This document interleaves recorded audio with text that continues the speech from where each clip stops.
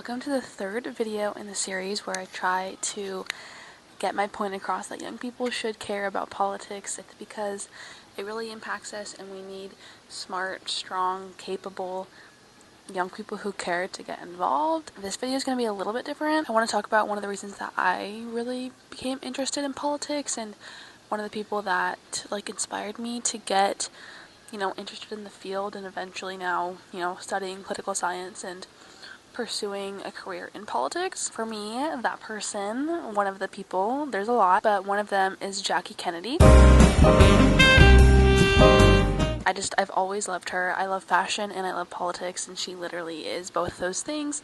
She was also my grandma's favorite first lady, and so I've always just kind of loved her. I'm just going to talk about her, do a little historical deep dive on her because she really was interesting, and I think that she doesn't get quite as much credit as we should give her. So, as I said earlier, I think a lot of people really know her for her style, for her fashion, and she was a style icon. The pillbox hats that she wore and the suits, just elegant, gorgeous, love it. The oversized sunglasses and just elegance that sort of felt effortless, but she was actually so much more than just the fashion and the magazine covers. Not that those things are bad or not influential at all, just she really is such an interesting woman, and I want to give her the credit. She was really smart. She was incredibly cultured. She loved art and literature. She was a mom, and she pretty much dedicated her entire life to preserving American memories and history. And I think one of the most astounding qualities of her was her resilience. She really did endure more heartbreak than I think an average person will ever have to endure in their lifetime, and her life and her story began far before she ever met John F. Kennedy, so we're going to start from the beginning. So, her full name is Jacqueline Lee Bouvier, and she was born on July 28th of 1929. She was born in Southampton, New York, and she was kind of raised between New York City and Virginia, and her parents did divorce when she was young, and she would later talk about how that was really hard on her in her childhood. But as a child, Jackie loved reading, she rode horses, she loved history, she loved learning languages, especially French, and so she attended Vassar College. Then she spent her junior year of college studying abroad in Paris, and then she actually later would say that leaving Paris was one of the saddest days of her life, which is saying something given everything she had to endure. And then after she studied in France, she transferred to George Washington University, which is actually where I am right now, and she actually has a dorm named after her. I believe it was dedicated in the 60s, and she graduated from GW with a degree in French literature in 1951. And after college, she stayed in Washington, D.C. She was a reporter and photographer for the Washington Times-Herald, and she was even known as the inquiring camera girl, and her whole thing was that she interviewed normal people, just normal average Americans, and also politicians. And through fate, and being in Washington, D.C. society, she would eventually be introduced to John F. Kennedy. He was a young congressman from Massachusetts, and they met at a dinner party in Georgetown. He actually did say once that Jackie was unlike any person that he'd ever met before, but they got married in 1953 in St. Mary's Church in Newport, Rhode Island. That was one of the most, celebrated social events of 1953. It was basically America's version of a royal wedding. Despite all of the, picture-perfect young married couple life, Jackie's first pregnancy did result in miscarriage, and then in 1956 she gave birth to her daughter Arabella, who was unfortunately born stillborn, and those losses really devastated Jackie and John, but they kept moving forward.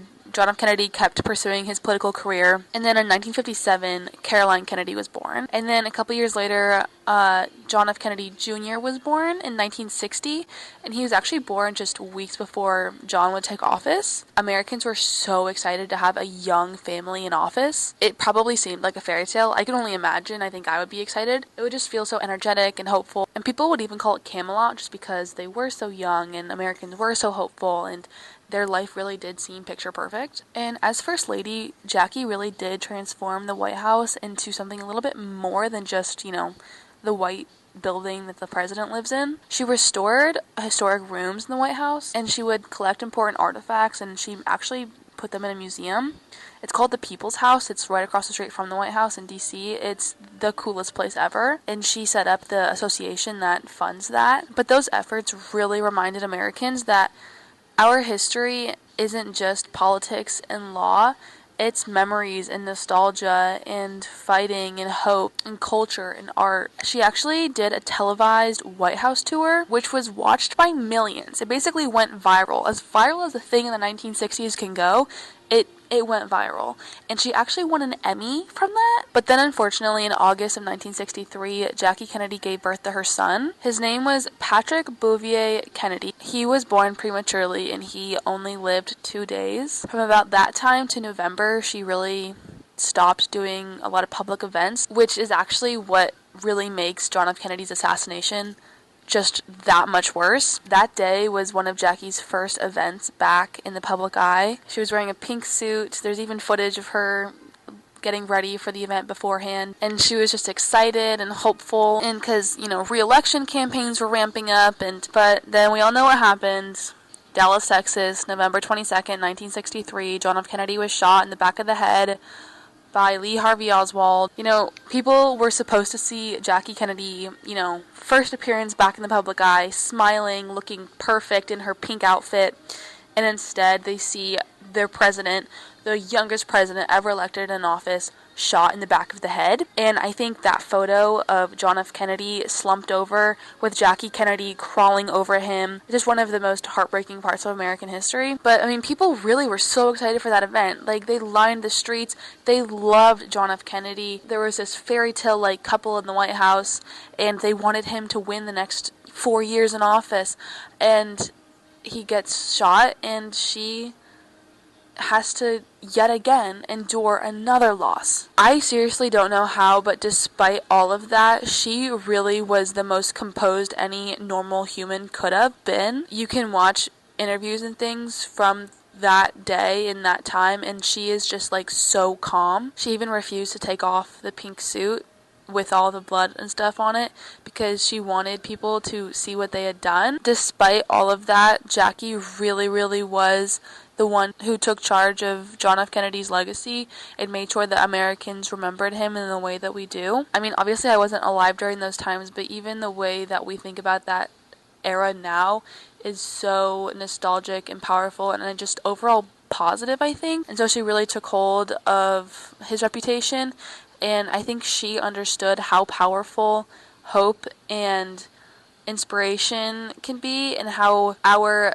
perception of the past really does influence the future. So thanks to Jackie and all of her efforts, people remember the Kennedy era as so much more than just 3 years that ended in, the ultimate heartbreak. His time was really, I think, a symbol of hope for America, a symbol of youth, a possibility of what America can be. But unfortunately, the tragedies that surrounded the Kennedy family were far from over. And we all know in 1968, her brother-in-law, John F. Kennedy's brother, Bobby, he was assassinated while he was actually campaigning for the presidency, and he probably honestly would have won. He was very popular. Another young Kennedy leader assassinated. There's this quote that friends actually recalled Jackie saying, where she said, "If they're killing Kennedys, then my children are targets." But whether you believe in the curse or not, the truth is that Jackie and the whole Kennedy family really endured a lot of loss and suffering, even before John F. Kennedy's assassination. October of 1968, Jackie actually made a decision that a lot of people really don't like. She decided to marry her second husband, Aristotle Onassis. He was one of the richest men during that time, but that's where she got the nickname Jackie O, because Jackie Onassis. Actually, a lot of Americans felt very betrayed by her for this. I don't think it's that crazy at all. She was a young woman. She had children. She wanted a stable life. She had worked so hard to get the Kennedy legacy to where it was at the time, too. She never threw the Kennedys to the side, and that's kind of when the public attention started going away, and she was kind of out of the public eye more, and she also really, really feared for her family's safety. And so for years during her marriage with Aristotle Onassis, she divided her time between New York City and Greece. Actually, Aristotle died in 1975, and she permanently returned to New York, and she actually started a new chapter for life. And a lot of people, I don't think, give her credit for this at all or even know, but she was a book editor, a very highly successful book editor. She worked really hard, and she supported artists and authors, and she was really amazing. She also continued to preserve historic landmarks. She actually stopped the demolition of Grand Central Terminal. And I think that just goes to show that even though the cameras weren't following her still, she was still committed to, beautifying America. And I think that's one of the reasons that people still care about Jackie Kennedy years later, because there was something about her that seemed really genuine. Like the things that she did as First Lady weren't just, because First Ladies typically pick a cause they want to fight for, but she continued to do that her whole life, and it just felt real. And of course, she was a fashion icon, she was so elegant, and even now, it's been 60 years, her reputation, I think, still remains really timeless. She continued to protect history and fight for what she cared about, but I think another thing that she taught Americans was that strength doesn't really need to be loud all the time. She was really graceful, and I think sometimes strength looks like dignity, and she kept that for the Kennedy administration and the Kennedy years, and for herself and for her children. She witnessed a lot of dark moments in her life, but that never stopped her from being a good person and, maintaining her what she was passionate about. Unfortunately, Jackie died of blood cancer when she was 64 in 1994. She actually continued to work as a book editor even through all the really intensive chemotherapy, which further shows how strong of an individual she was. Unfortunately, the cancer spread really widely to her spinal cord, her brain, I think even her liver. She would have had to do some really intensive chemo, so she, I think, ultimately chose to do more comfort care, and she died in her sleep in her home in New York, actually in her Manhattan apartment on Fifth Ave. John F. Kennedy Jr. has remarked in the past that his mother died surrounded by the people she loved and family and friends, so that's comforting to know. John F. Kennedy is buried in the National Arlington Cemetery, and so is Jackie. She's right there next to him. I hope that you learned a little bit about Jackie Kennedy and come to appreciate a little bit about who she was as a person and just, all the good things about her. She really was such an important person, and I think a lot of people know about her style and her fashion, and of course that she was married to JFK, but now you know a little bit more. I hope this inspired you. I hope that you enjoyed it, and thank you for watching.